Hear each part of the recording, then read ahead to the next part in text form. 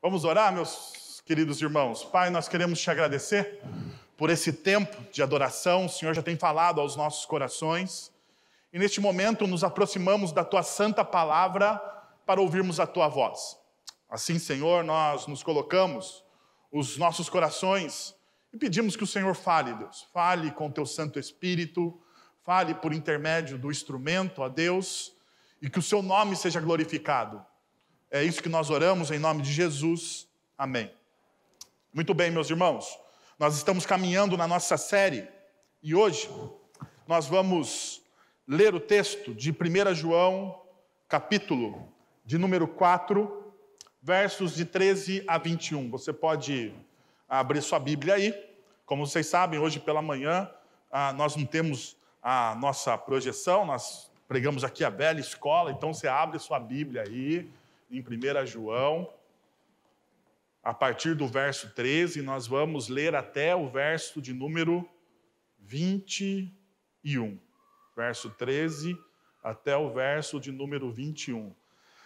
Sabemos que permanecemos nele e ele em nós, porque ele nos deu o seu Espírito. E vimos e testemunhamos que o Pai enviou seu Filho para ser o Salvador do mundo. Se alguém confessa publicamente que Jesus é o Filho de Deus, Deus permanece nele e ele em Deus. Assim, conhecemos o amor que Deus tem por nós e confiamos nesse amor. Deus é amor, todo aquele que permanece no amor, permanece em Deus e Deus nele. Dessa forma, o amor está aperfeiçoado entre nós, para que no dia do juízo tenhamos confiança, porque neste mundo somos como ele. No amor não há medo. Ao contrário, o perfeito amor expulsa o medo, porque o medo pressupõe castigo. Aquele que tem medo não está aperfeiçoado no amor. Nós amamos porque ele nos amou primeiro. Se alguém afirma, eu amo a Deus, mas odiar seu irmão é mentiroso. Pois quem não ama seu irmão a quem vê, não pode amar a Deus a quem não vê. Ele nos deu este mandamento: quem ama a Deus, ame também seu irmão. E o apóstolo até a este versículo. Muito bem, meus irmãos, nós sabemos, vocês sabem, nós temos trabalhado 1 João em cima de um tripé. E o tripé, ele tem a ver com crença, obediência e amor. A crença tem a ver com a pergunta: a minha crença em Cristo é alicerçada nas Sagradas Escrituras? Ou seja, eu creio na pessoa de Cristo como realmente as Sagradas Escrituras revelam quem Cristo Jesus é? Eu creio de fato, na verdade, não a partir dos meus achismos, porque muitos de nós, que muitas vezes caminhamos na comunidade cristã, nós temos achismos a respeito de Deus. Nós temos achismos a respeito da soberania de Deus. Nós temos achismos a respeito da missão que Deus nos deu através dos seus mandamentos, através dos seus princípios e valores. Mas aqui, na fé cristã, não cabe achismos. Você precisa crer assim como está nas Sagradas Escrituras. Então você crê no Cristo revelado não através dos seus achismos, porque ele é falho, mas no Cristo revelado através das Sagradas Escrituras, alicerçado nas Sagradas Escrituras. Isso tem a ver com a pergunta que João está a todo tempo trabalhando na sua primeira carta. Uma segunda questão que João coloca nesse tripé teológico que ele cria é a obediência. E você percebe, nós estamos já no capítulo de número 4 da carta, e muitas vezes nós percebemos a palavra obediência na carta. Nós percebemos que João está instigando os seus leitores a ter uma obediência integral àquilo que está sendo exposto como princípio para a vida. Então, deixa eu te perguntar, realmente você obedece a Deus como você deveria obedecer? E o segundo, e o último, e o terceiro ponto desse tripé teológico é o amor. Um dos apóstolos que mais fala a respeito do amor é o apóstolo João. Você pode perceber isso no Evangelho de João, você pode perceber isso nas 3 cartas de João, e você também vai perceber isso no livro de Apocalipse. Um dos teólogos que mais coloca a doutrina de você amar o seu próximo como a si mesmo é o apóstolo João. E uma pergunta que a gente precisa fazer é: você está rompendo esse estigma da nossa cultura individualista? E você está amando o seu próximo como a si mesmo, como você deveria amar? Então João faz perguntas duras. E esse tripé teológico de João está construindo aquilo que nós chamamos da identidade do discípulo. Esse tripé teológico, crença, obediência e amor, eles constroem aquilo que nós vamos chamar mais para frente da identidade do discípulo. Como que você sabe que aquela pessoa de fato é um discípulo de Cristo Jesus? Eles têm essa marca. Ele crê em Jesus, como as Sagradas Escrituras demonstram que Cristo é, ele aceita, ele abraça essa fé. Por mais louca, às vezes, que ela pareça, por mais difícil que muitas vezes ela pareça, ela é real para esses discípulos. Ainda essa obediência e o amor, eles são vivenciados de maneira plena. Então perceba, isso aqui é a identidade. O discípulo, ele está marcado por isso. Mas uma das perguntas que a gente precisa fazer quando a gente fala de identidade é: como hoje nós construímos a nossa identidade? Porque talvez isso seja uma das coisas que a nossa cultura mais tenha batido de frente. Então perceba uma coisa que acontece. Nós construímos as nossas identidades hoje, como diz o estudioso Zygmunt Bauman, elas são identidades líquidas. E o que isso quer dizer? Como retrato da nossa sociedade atual, nós dissolvemos as nossas instituições, as autoridades, os costumes tradicionais e, com isso, diluímos também a nossa identidade. Nós perdemos, perceba, a nossa sociedade, ela dissolveu o quê? As instituições. As instituições não têm mais valor. Elas perderam, ou seja, a instituição família, ela perde valor. Perceba, na nossa sociedade, a família perdeu o valor. Perdeu o valor. Família como conhecemos, perdeu o valor. Você pode chamar hoje qualquer agrupamento que você tenha afinidade de família. De família. Eu escolho hoje a minha família. Não é a família que você foi gerado, mas você hoje pode escolher a sua família. Então isso tem influenciado a construção da nossa identidade. Os nossos costumes também estão mudando, e isso tem diluído a nossa identidade. Perceba, isso faz com que a nossa identidade se torne aquilo que eles chamam de identidade fluida. Principalmente autodefinida. Veja, antigamente o que definia a nossa identidade? A sua crença definia a sua identidade. A sua família definia a sua identidade. A escola e o curso que você cursava definia a sua identidade. Mas hoje não mais. Hoje quem define essa identidade, ela é autodefinida. Nós construímos essa identidade pelos grupos que frequentamos, pelas coisas que gostamos. E nós gritamos, e aqui tem um grito da nossa cultura de independência. O importante é o que eu penso a respeito de mim. Então veja, uma das grandes discussões que nós temos é sobre gênero. Então não é o gênero com que você nasceu, masculino e feminino, mas é aquilo que você acha que você é. Perceba a realidade fluida.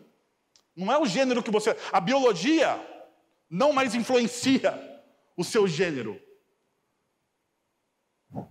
Mas aquilo que influencia o seu gênero é o que você acha. É você ter uma autodefinição do seu próprio gênero. Eu acho que sou assim, assado, aquilo, acolá, e não importa. O importante é o que você acha. Então, tudo isso, perceba, toda essa construção está dentro de você e não mais fora. Então, mais uma vez, a própria ideia de identidade nasce agora de uma crise de pertencimento, a quem você pertence. Ansiamos por nos conectar com pessoas semelhantes e evitar a todo custo a solidão e o ostracismo. Bom, mas veja só uma coisa interessante. João, ele fala completamente o contrário. A sua identidade não é autocentrada. A sua identidade é outrocentrada. Então não importa para João o que você está definindo a respeito de você, porque para João existe uma coisa básica. E para todos nós deveria existir essa coisa básica. Nós nascemos no pecado. Então eu me definir, eu construir a minha identidade, eu a construo sobre bases que não são sólidas. Por quê? Porque eu nasci sobre a marca do pecado. Isso é claro. Então veja, quando João está falando de crença, João não está falando de uma crença pessoal, de uma crença individual. A fé em nossa cultura foi tomada pelo individualismo e pelo pragmatismo e se transformou em algo altamente pessoal e egoísta, onde a vivência, a experiência dessa fé é só sua e de mais ninguém. Porém, a fé bíblica é algo que você experimenta para abençoar os outros. Veja, Abraão, Gênesis capítulo 12, verso de número 3. A fé de Abraão é para abençoar os outros. Abençoarei os que te abençoarem e amaldiçoarei os que te amaldiçoarem. Por meio de você, todos os povos da terra serão abençoados. A bênção de Abraão não é para ele, é para os outros. É para os outros. Então perceba, a crença das Sagradas Escrituras, a fé nos legados às Sagradas Escrituras, não é uma fé autocentrada. Eu não me abençoo, eu abençoo os outros. Então deixa eu entrar aqui talvez em um dos temas mais delicados quando a gente está falando em comunidade cristã. Dinheiro, dízimo. Por que nós damos o dízimo? Não me venha com Malaquias. Não me venha com Malaquias, porque quando você trouxer o dízimo à casa do Senhor, as portas do céu se abrirão e te abençoarão. Perceba, você lê esse texto sobre qual perspectiva? Que as portas do céu se abrirão e você será altamente abençoado. Já percebeu que é assim que a gente fala sobre dízimo? E por isso que eu vou confessar para vocês, esse pastor, o conselho está de prova, eu tenho uma resistência tremenda em falar sobre dinheiro na igreja. Por quê? Porque toda vez que a gente fala sobre isso, esse ídolo vem à tona no nosso coração e a gente pensa, não, eu quero a bênção para mim, eu quero o lucro para mim. Mas sabe por que Deus nos abençoa com prosperidade? Para a gente abençoar outros. Quanto mais eu abençoo outros, mais eu sou abençoado. Mas não é porque mas daí a lógica está aqui. Não é porque você faz, ou você dá, ou você distribui para ter mais. Você faz isso porque você já foi abençoado, você já foi amado, você já recebeu a graça. Você faz isso como expressão do amor, como uma expressão de gratidão do amor que você já recebeu em Cristo Jesus. Por isso que você faz. Por isso que você distribui. Por isso que você dizima. Ou por isso que você dá oferta, ou qualquer seja o que for. Por isso que você faz parte disso. Por quê? Porque você já foi, de fato, abençoado. Em Cristo Jesus eu já fui grandemente abençoado. E como eu fui grandemente abençoado? Eu fui salvo. Eu fui salvo. Tudo que eu tenho é dele. Tudo que eu tenho. Os meus filhos são dele, a minha esposa é dele, o meu carro é dele, a minha casa é dele, o dinheiro que eu tenho guardado, aplicado na poupança é dele. Tudo que eu tenho é dele. Ele me deu tudo aquilo para eu administrar. Eu tenho que administrar aquilo da melhor forma possível. Somente para mim? Não. Por quê? Porque eu sou chamado para abençoar todos os povos. Eu e você, não é, e essa bênção aqui de Abraão, não é só para Abraão. Isso aqui se estende para todo o povo de Deus. Todos nós somos chamados por Deus para se tornar bênção para todos os povos.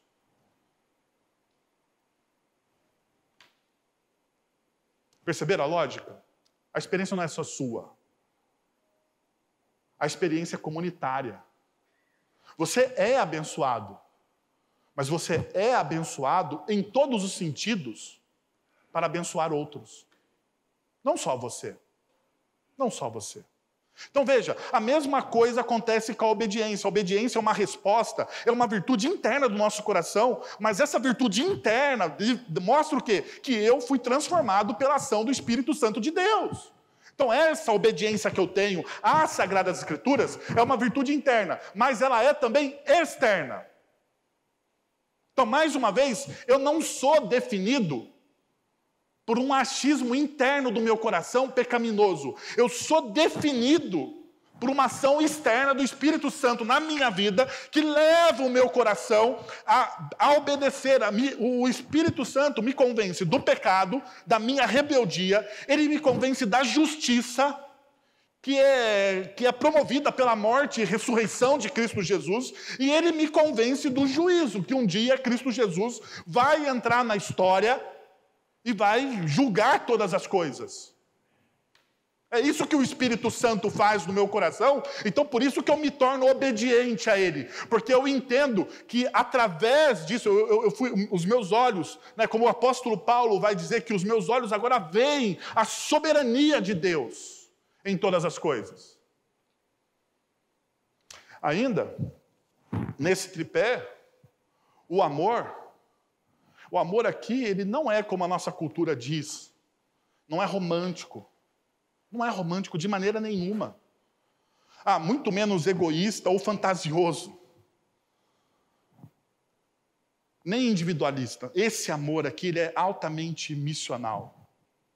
Altamente missional. Veja só. Nisso consiste, 1 João capítulo 4, versos de 10 a 11. Nisso consiste o amor. Não em que tenhamos amado a Deus, mas em que Ele nos amou e enviou seu Filho como propiciação pelos nossos pecados. Visto que Deus assim nos amou, nós também devemos amar uns aos outros. Por que nós amamos? Nós amamos porque é um chamado missional, é um chamado para a missão. Veja, perceba uma coisa, esse amor não está fundamentado em nossas preferências pessoais, em nossas afinidades. Esse amor não está fundamentado no nosso gosto político. Esse amor não está fundamentado em preferências que têm a ver com coisas ordinárias. Esse amor está fundamentado na graça. Então não existe acepção de pessoas. Quem que você ama? Veja, nós selecionamos, né, as pessoas a que nós amamos, na verdade, nós selecionamos. Nós gostamos de um e não gostamos de outro. Nós olhamos para a cara de um e não gostamos da cara do outro. Nós gostamos do jeito de um e não gostamos do jeito do outro. Nós gostamos da pessoa que aquela pessoa votou e nós não gostamos do que a pessoa pensa politicamente. Veja, são gostos pessoais, mas dentro da comunidade cristã, isso aqui não existe. Não existe gosto pessoal. Você ama a todos. Sem gosto pessoal. Como que nós amamos? Nós amamos a todos. Sem gosto pessoal. Transcende. Transcende. Então não é individual, não é por predileção, é por graça. É isso que o texto está nos ensinando. É isso que o texto está nos ensinando. Então perceba, deixa eu te mostrar 3 coisas que evidenciam essa realidade da construção da identidade do discípulo através do poder do Espírito Santo. Primeira coisa, o amor é evidência de que pertencemos à comunidade da Trindade. Se você ama, você pertence à comunidade da Trindade. Primeiro, e uma coisa muito clara aqui, nós precisamos acabar com essa mania de achar que nós somos monoteístas, mas de um Deus trino. O que isso significa? Que nós não adoramos mais o Espírito Santo do que a Cristo Jesus. Nós não adoramos mais Cristo Jesus do que o Pai revelado pelas Escrituras. Nós adoramos a todos. A todos. E todos têm a sua igual importância. Abra a sua Bíblia aí no capítulo que nós lemos e veja o verso de número 13. Sabemos que permanecemos nele e ele em nós, porque ele nos deu o quê? O seu Espírito. Permanecemos, então, na presença do Espírito Santo de Deus o tempo todo. Veja o que João está fazendo. João, no versículo 13, ele começa com essa frase: sabemos que permanecemos nele. É interessante e instrutivo quantas vezes João usa essa frase na sua carta. Veja só, quantas vezes? Ele usa várias vezes. 1 João capítulo 2, verso de número 3. Sabemos que o conhecemos. Veja, 1 João capítulo 2, verso de número 5. Dessa forma, sabemos que estamos nele. Capítulo 3, verso de número 10. Desta forma, sabemos que somos filhos de Deus. 3,14. Sabemos que já passamos da morte para a vida. 3,19. Assim saberemos que somos da verdade. 3,24. Sabemos que a Ele pertencemos, que Ele permanece em nós pelo seu Espírito. 4, verso 2. Não podem reconhecer, vocês podem reconhecer, ou seja, vocês podem saber sobre o Espírito Santo de Deus. 4 de número 6. Dessa forma, reconhecemos o Espírito da verdade, ou dessa forma, nós sabemos quem é o Espírito da verdade. 5:2. Assim sabemos e amamos os filhos de Deus. 5:13. Escrevi-lhes essas coisas a vocês que creem no nome do Filho de Deus, para que vocês saibam que têm a vida eterna. João, então, ele está falando aqui uma realidade de que você precisa ter certeza de uma única coisa: o Espírito Santo está dentro de você. Ele repete várias vezes: nós sabemos, nós sabemos, nós sabemos. Isso é uma evidência, isso é uma evidência, isso é uma verdade. E isso é uma verdade por quê? Para você saber que o Espírito Santo de Deus está dentro de você. E se essa certeza não se solidificar na sua vida,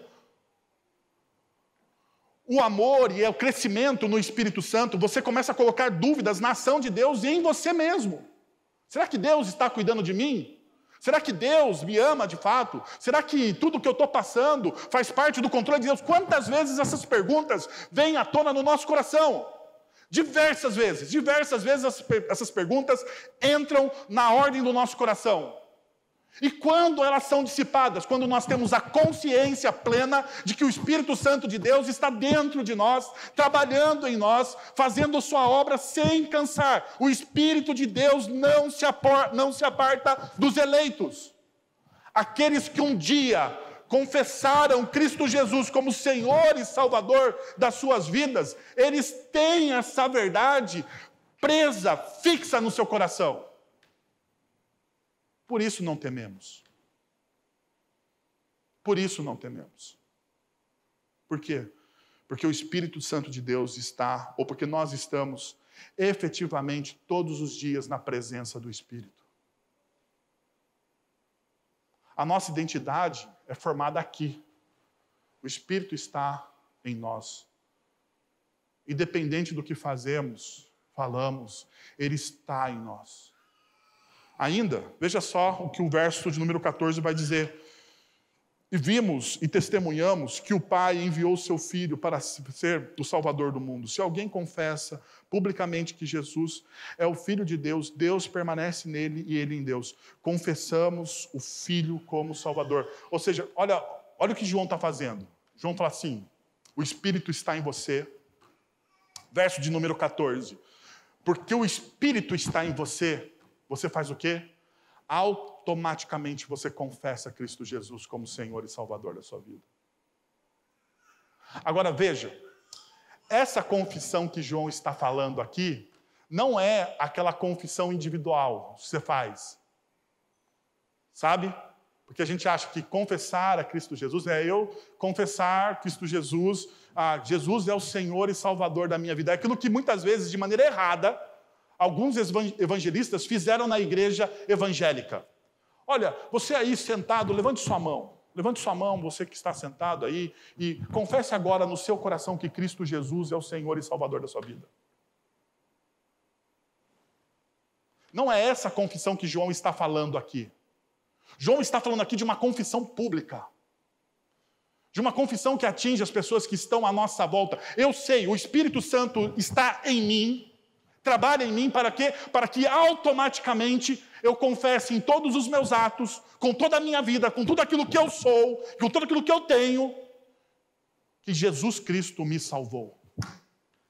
É esse tipo de confissão que João está falando aqui. É essa a verdade. Ou seja, a nossa motivação para obedecer os mandamentos de Deus e amar uns aos outros, versos de número 7, 11 e 12, pode se tornar um deleite, uma alegria, quando olhamos para Cristo e absorvemos o que Ele fez em nós. Amar os outros não brotará da culpa, nem da negação daquilo que nós somos, mas sim da alegria, da gratidão, de que o Evangelho fez em nós. Nós somos motivados, não pelos nossos fracassos, mas nós somos motivados pelo perdão. Nós somos movidos a amar uns aos outros em conexão. Então, a nossa confissão, ela é pública daquilo que Cristo fez por nós. Então, nós precisamos parar, mas calma aí, o que Cristo fez por nós? Sabe por quê? Porque é reducionista o pensamento. Cristo me salvou. E muitos de nós pensamos assim, mas me salvou do quê? Em qual enrascada eu estava metido para Cristo me salvar? Sabe que uma vez eu estava falando com uma pessoa exatamente sobre essa realidade. A pessoa falava assim, mas por que Cristo me salvou? Qual foi a finalidade dessa salvação? Porque, veja, Wellington, eu tenho uma boa família, eu tenho uma boa esposa, eu não preciso ser salvo. Perceberam o problema da redução do pensamento? Então veja só como Cristo nos salva. Por meio de Cristo, eu estou morto para o pecado, Romanos capítulo 6, verso de número 11. Por meio de Cristo, estou espiritualmente vivo, 1 Coríntios capítulo 15, 22. Por meio de Cristo eu sou perdoado, por meio de Cristo sou declarado justo, por meio de Cristo sou filho de Deus, por meio de Cristo sou propriedade de Deus, por meio de Cristo sou abençoado com todas as bênçãos espirituais, por meio de Cristo sou um cidadão dos céus, por meio de Cristo eu sou livre da lei, por meio de Cristo eu sou crucificado com Ele, por meio de Cristo sou herdeiro de Deus, por meio de Cristo sou livre dos desejos da carne, por meio de Cristo sou declarado irrepreensível e inocente, por meio de Cristo eu sou a luz do mundo e o sal da terra, por meio de Cristo eu sou vitorioso sobre Satanás, por meio de Cristo eu sou purificado do pecado, por meio de Cristo eu sou liberto do pecado e do poder deste pecado que é a morte, por meio de Cristo eu estou seguro nele, por meio de Cristo eu tenho paz com Deus, e por meio de Cristo eu sou amado por Deus. Vocês perceberam o porquê que você é salvo? Então, quando você está falando de salvação, você está falando de todas essas realidades juntas. De todas essas realidades juntas. Quando você fala de salvação, a salvação é a síntese do que Cristo fez por você. Mas ela é abrangente, ela é ampla. Então, João está dizendo o seguinte, olha, você tem o Espírito Santo que é dado a você e por causa disso você confessa que Cristo Jesus salvou você, Ele é o seu Salvador. Diariamente na sua vida, todos os dias da sua vida. E por último, veja o versículo de número 16. Por que você pertence a essa comunidade da Trindade? Assim conhecemos que o amor de Deus tem por nós e confiamos nesse amor. Deus é amor. Todo aquele que permanece no amor, permanece em Deus e Deus nele. Nós pertencemos à comunidade da Trindade porque nós conhecemos o amor do Pai. Nós conhecemos o amor do Pai. E como nós sabemos pelo dom do Espírito Santo, como no versículo de número 13. Como nós sabemos que nós pertencemos, que nós conhecemos esse amor do Pai? Porque João está construindo esse argumento. Ele está falando assim, olha, vocês têm o Espírito. Então, Por causa disso, vocês sabem que vocês pertencem ao Pai. Nós sabemos que também temos o dom do Filho, nos versículos de número 14 e 15. Assim sabemos que acreditamos como uma realidade estabelecida em nossas almas, de que Deus é amor e nos ama de maneira apaixonada acima de todas as coisas. Porque Deus não poupou o seu próprio Filho por nós. Essa é uma realidade que nós temos. O Warren Wilbers, ele vai dizer o seguinte: quanto mais amamos a Deus, mais entendemos o amor de Deus. E quanto mais entendemos seu amor, mais fácil é confiar nele. Afinal, quando você conhece alguém intimamente e o ama sinceramente, não tem problema em depositar sua confiança nele. Não tem problema em você depositar a sua confiança nele. O texto ainda nos mostra uma outra realidade. O amor produz confiança de pertencimento. Olha aí o verso de número 17 e o verso de número 18. Dessa forma, o amor está aperfeiçoado entre nós, para que no dia do juízo tenhamos confiança, porque neste mundo somos como ele. No amor não há medo.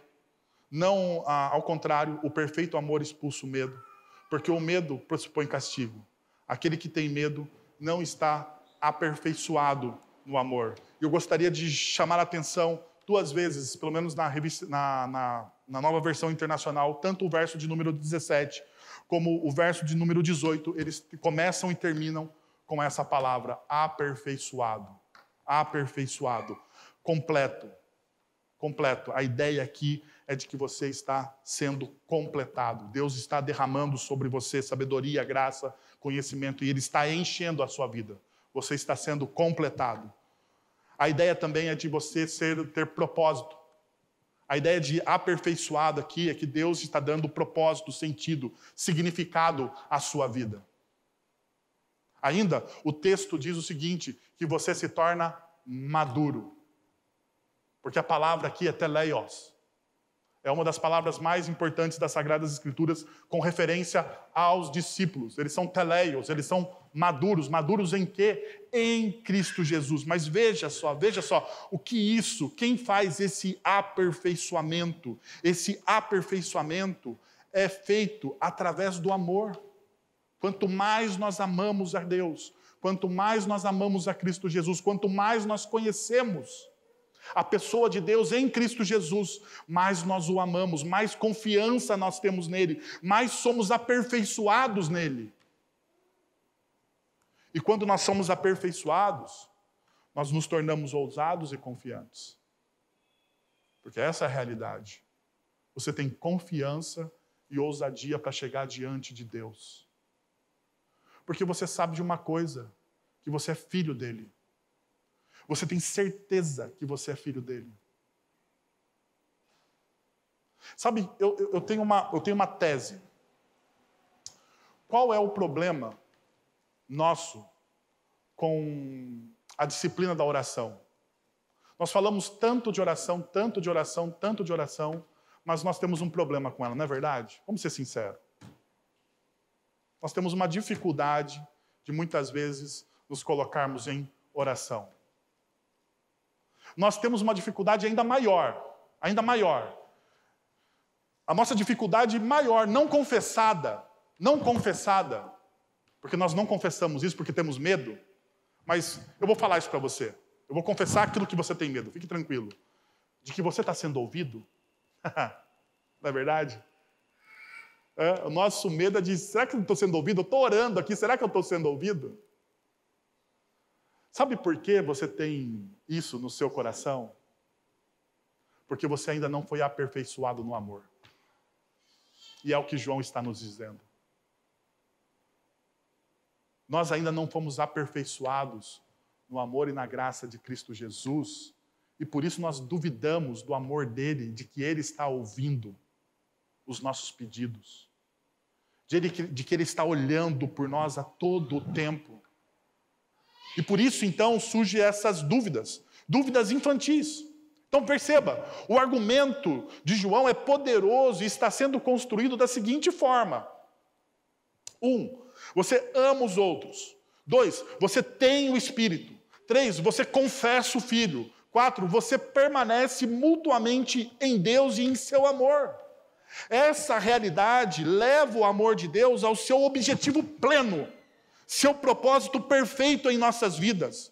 2 propósitos maravilhosos desse objetivo são a confiança quando estou diante de Deus e a completa ausência de medo.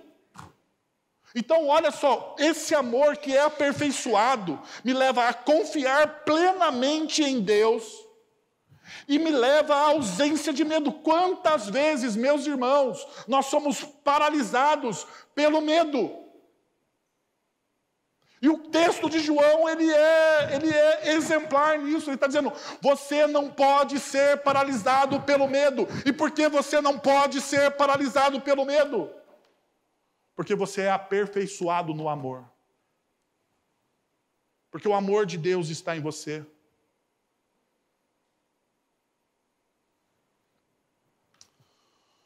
Uma última realidade que esse texto me ensina, e eu gostaria de compartilhar com vocês, é essa. O amor é um mandamento porque reflete o caráter de Deus. O amor é um mandamento porque ele reflete o caráter de Deus. Abre a sua Bíblia aí e acompanha comigo a partir do verso de número 19. Nós amamos porque ele nos amou primeiro. Então veja só, uma das coisas que mais as pessoas se confundem. Eu amo a Deus, eu busco a Deus. Não. Entenda essa realidade. Você só ama a Deus, você só busca a Deus, você só faz qualquer coisa por Deus porque Deus fez primeiro por você. Porque Deus fez primeiro por você. Aquela falta que você sente de às vezes estar na comunhão dos santos, aquela falta que você sente de às vezes orar, aquela falta que você sente de ler as Sagradas Escrituras, aquela falta que você tem de conhecer mais a respeito de Deus, é porque Deus amou primeiro você. Não é uma resposta do seu coração. Não pense que o seu coração tem sede de Deus. Foi Deus que colocou aquela sede no seu coração, através do amor dele por você. Ou seja, perceba, todo o amor, tudo aquilo que nós temos como compreensão do que é amar e ser amado, acontece na cruz do Calvário. Vem da cruz. Verso de número 20. Se alguém afirma, eu amo a Deus, mas odiar seu irmão é mentiroso. Pois quem não ama seu irmão a quem vê, não pode amar a Deus a quem não vê. Ele nos deu este mandamento. Quem ama a Deus, ame também seu irmão. Talvez esse texto não precise de explicação, porque ele auto se explica. Basta você ter um pouquinho de capacidade cognitiva e de leitura, você vai ver que não tem o que fazer aqui. Por quê? Porque amar a Deus e odiar o seu irmão é viver na mentira. É isso que o texto está dizendo. Então, por mais que você queira dar um somebody love nas Sagradas Escrituras, é impossível de você fazer isso. É impossível. Não existe desculpas diante daquilo que Deus está revelando aos nossos corações. Não existe. Amar a Deus e odiar seu irmão é viver em uma mentira.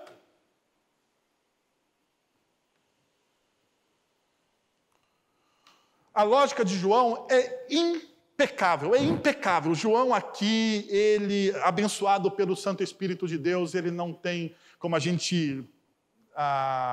não pode tentar fazer qualquer tipo de exegese, você não vai conseguir fugir. Porque eu tentei. Não tem como. É o que chamamos da lógica do menor para o maior. A essência é que se você não tem a capacidade de amar o irmão que você pode ver, é impossível você amar o Deus que você não vê. Se você não tem a capacidade de amar o irmão que você pode ver, é impossível, é impossível, é impossível. Deixa eu grifar aqui, grifa aí. É impossível você amar a Deus a quem você não vê. Se você não consegue amar suas criaturas, então você não pode amar o Criador. Como é que eu vou amar o Criador de uma obra se eu não amo aquilo que Ele criou? Se eu não admiro aquilo que Ele criou? Se você não tem a capacidade de amar seus filhos, então você não pode amar o pai deles. Você não pode amar o pai deles. Então você vive em uma mentira. O John Stott, ele diz o seguinte: é obviamente mais fácil amar e servir um homem invisível do que um Deus invisível. E se falharmos na tarefa mais fácil, é absurdo reivindicar o sucesso na mais difícil. É absurdo. Então, meus irmãos, nós estamos hoje diante da mesa do Senhor, que foi estabelecida por amor a nós através da cruz, do Calvário. E você é convidado a se achegar a essa mesa examinando o seu coração. Examinando o seu coração. Se você está chegando a essa mesa de maneira indigna, você está comendo juízo para si, e é o que o apóstolo Paulo nos ensina. Como nós, então, chegamos de maneira digna a essa mesa? Reconhecendo os nossos pecados, as nossas falhas, e talvez o maior pecado da igreja cristã na atualidade: a falta de amor, graça e compreensão para com aquele que é diferente. E eu queria convidar você a um exercício doloroso nessa manhã. Você examinar o seu coração e perceber se existe alguém a quem você não perdoou. A pessoa te feriu e você não perdoou.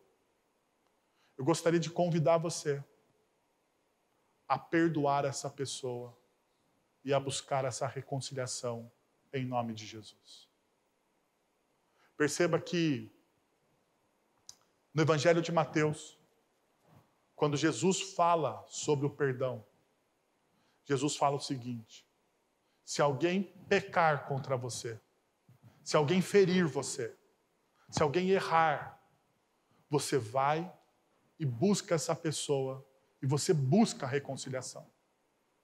A responsabilidade de perdoar é sobre aquele que foi ferido. Porque foi assim com Deus. Nós ferimos Deus com os nossos pecados e com a nossa rebeldia. Mas em Cristo Jesus, nós fomos perdoados. Deus enviou Cristo Jesus para nos reconciliar. Que tal você fechar seus olhos, você abaixar sua cabeça e você buscar essa realidade hoje diante do Senhor. Senhor, nós estamos na Tua presença, Pai, e nós queremos Te pedir que, em nome do Senhor Jesus, o Senhor derrame da Tua graça e da Tua misericórdia sobre os nossos corações, ó Deus, e nos dê a coragem de perdoar as pessoas que nos feriram. Que nós possamos ser ousados nisso, Senhor. Ousados, ó Deus, e confiantes. Que nós não precisamos ser amados por aqueles que nos veem, ó Deus, e pelos homens. Nós primeiros precisamos sermos amados por Deus, confiantes de que Deus nos ama e que isso constrói a nossa identidade. Retira de nós, então, todo o orgulho, Pai. Todo o orgulho. Para que possamos perdoar, ó Deus. Não perdoamos, às vezes, as pessoas, porque o nosso coração é orgulhoso. Pedimos então, Senhor, que o Senhor derrame graça e misericórdia sobre nós, para que possamos glorificar o Teu nome como Teu povo e sermos expressões vivas do teu amor, ó Deus, entre aqueles que não creem ainda. É em nome de Jesus que nós oramos. Amém. Senhor, nós te agradecemos, ó Deus, pela ceia, por esse símbolo, esse sacramento dessa nova aliança que nós temos, ó Deus, com Deus tão poderoso, Criador dos céus e da terra.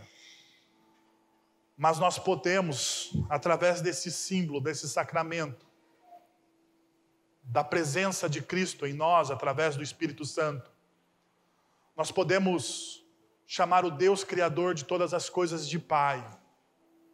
Obrigado, Pai, pelo teu amor e pela tua graça. Obrigado, Senhor, por tudo aquilo que o Senhor tem feito na cruz por nós, por aquilo que o Senhor fez e ainda vai fazer, ó Pai, em nós através do teu Santo Espírito, nos aperfeiçoando no amor de Cristo Jesus. Tira de nós, ó Senhor, todo medo. Que nós possamos sempre, ó Pai, nos aproximarmos do Senhor em segurança, confiantes, ó Deus, com ousadia da criança que pede ao Pai, não ao Senhor, ao Pai, que ora e busca o Pai, confiando que aquele Pai de amor supre todas as necessidades, tudo aquilo que precisamos. Ó Senhor, muito obrigado. Louvado seja o nome de Jesus. Amém, Senhor. Agora, irmãos, que a graça de nosso Senhor e Salvador Jesus Cristo, o amor de nosso Deus e Pai, o conselho, o consolo, o poder e a ação do Santo Espírito de Deus estejam sobre vocês agora e pelos séculos dos séculos. Amém.